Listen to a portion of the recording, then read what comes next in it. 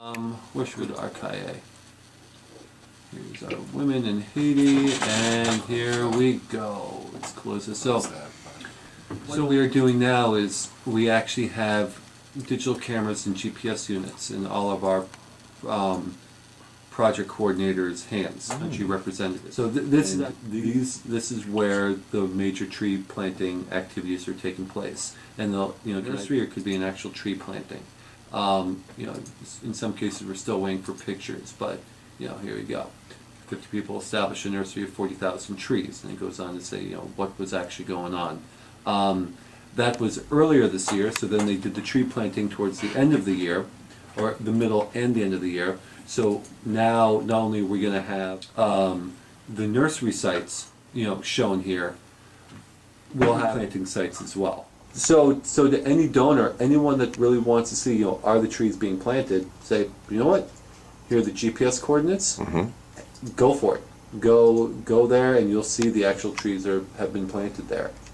For any of our countries, and pictures are actually updated. Yep. I guess, is it after 2 years that you really see change? It's hard, because a seedling, it all depends on the tree species. And a seedling, if you really want to be able to see the green, it all depends on when you take the picture and how big the seedling is at the time. Well, this is a great demonstration, because, the data's right there. The video to go along with it. Yeah. It's true. I'll actually show you. Camera, and I've got somewhere around 130 points right. And it goes. There's your GPS coordinates, the number of trees that have been planted, something about it, and then. Show me the number of trees planted. Sure. Column. Where was that one? These are the pictures that go along with it. Okay. But if we go. Those are dates of the update. Yep, you would see trees there it current, is. and Okay. this number is constantly being updated. Sure. Right. Let's go back to Haiti. Let's Okay. go back Haiti.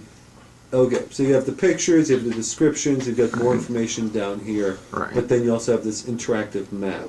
Oh. We're trying to find the best map possible, and this is for each of our project sites. Oh, that's interactive.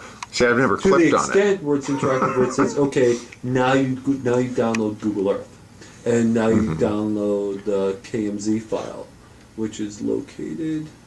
Oh, I see. So this is where you would get the different points. Yeah, and here you go. So download that.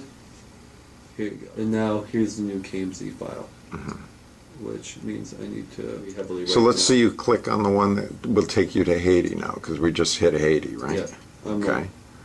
I'm And then sure. there it goes in. Whoop. And there you are. Okay. Yeah. Now, see, 90% of the donors aren't going to download. So I'm but they can watch a video of what you did. And then they can say, hey, I saw.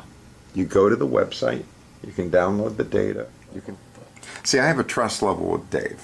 I give him a check, I know that trees will get planted. I'm thinking of people I haven't met that I'm going to be sitting down with and saying, look, I know that these trees will be planted, and they can't trust me. They want to see something. So, I can play this little video. Yep. And they say, oh, that's really cool. And they never have to actually go do it, but they can talk to their friends. Let me show you something very cool right now. So if we go over to, here, we're in Ethiopia. Let me show you that we are in Ethiopia. Voila. What I'm showing you is, typically, with these satellite views, it's actually very difficult to, see trees on the ground, right? Right. But in this, voila, here are the nurseries. Now check this out. This is just really cool. Now. My God, those are the nurseries. There they are. It's just so obvious. Voila. There are the nurseries. Right. See each of them right there. And then That's the coffee. no, this is the trees. Coffee's the other one. Here are the trees. Each of the nurseries right here. And then here they all are right here, and you can see the line of trees behind it. The line of trees behind it. Yeah. So. Now, why is it that we can see that? Because Google Earth updates every 2 years? Depending on where it's going. Yeah, it depends on where it is. Cloud cover plays a huge part in just what they do actually get and they don't Yeah, but get. what good luck that you got this. Well, the nurseries are all covered in thatch. Oh, so this might be a new batch of Well, trees. no. What I'm saying is the reason why you see this is that these nurseries are all covered in thatch, so Right. it makes it very apparent because they're all close together. They're very large nurseries. They're all covered in this very light-colored thatch. Therefore, you can see all of it. You know, if we were doing plantations of trees like this, which is not what Trees for the Future tends to do, we might do small woodlots. You know, but really nothing like this. Where we're talking trees throughout fields. Then it'd be easier to see it from a satellite image. No, that's probably a good thing to just comment on right here. Why is it that you guys don't do a concentrated island of trees like that? Dave? Well, so far it's been distribution. I mean, there are at any given time about 1.1 million trees in that thing total. But when you start dividing that among, say, 7,500 farms, you don't have that much density really when you cover a large area of land. Second thing is that they did not plant trees on farmland. The trees have been planted to protect gullies from erosion. They've been planted as things around houses. They've been planted around the perimeter of fields, things like that. You're more likely to see that. I mean, this is coming out and becoming pretty popular in that area.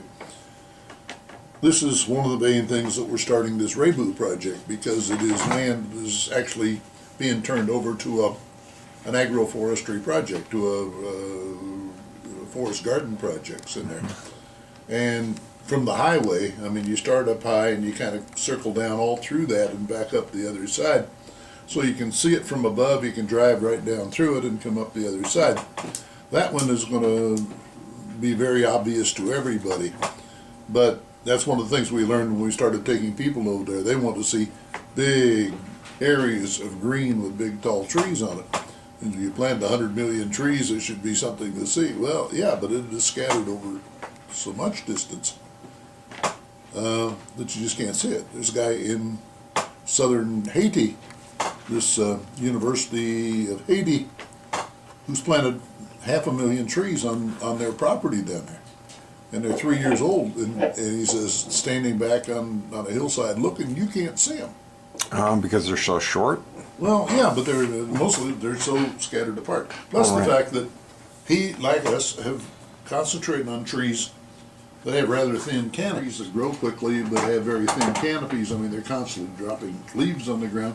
This makes a big difference also in the ability of sunlight to penetrate. So if the sun is moving across the sky, you're hitting that one plant there from a lot of different directions during the day. And so we're planting things on different levels. We're planting, pineapples down here and coconuts way up there and like that.